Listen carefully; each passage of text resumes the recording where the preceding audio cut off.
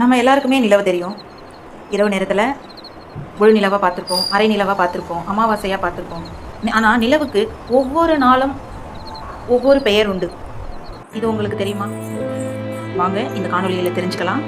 Skip பண்ணாமல் பாருங்கள். அப்போ தான் ஒவ்வொரு நாளும் நிலவுடைய பெயர் என்னன்னு நீங்கள் தெரிஞ்சுக்க முடியும். முதல் நாள் பிறைய பிரதமைன்னு சொல்லுவோம். இரண்டாம் நாள் பிறைய துவிதியை அப்படின்னு சொல்லுவோம். மூன்றாம் நாள் பிறையை திருதியைன்னு சொல்லுவோம்.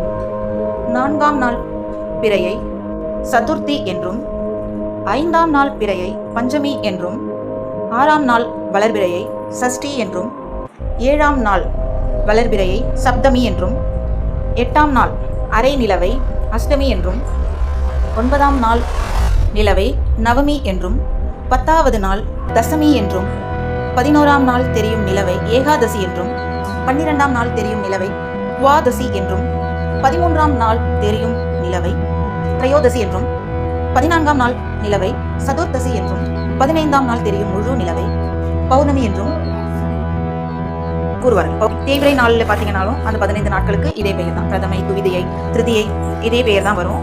வளர்பிறைக்கும் தேய்பிறைக்குமான 15ஆம் நாள் வித்தியாசம். இந்த வீடியோ உங்களுக்கு பிடிச்சிருந்ததுன்னா மறக்காமல் லைக் பண்ணுங்கள். உங்களுடைய நண்பர்களுக்கும் இந்த வீடியோவை ஷேர் பண்ணிக்கோங்க. மேலும் இது போன்ற தகவல்களுக்கு நம்ம சேனலை சப்ஸ்கிரைப் பண்ணிக்கோங்க.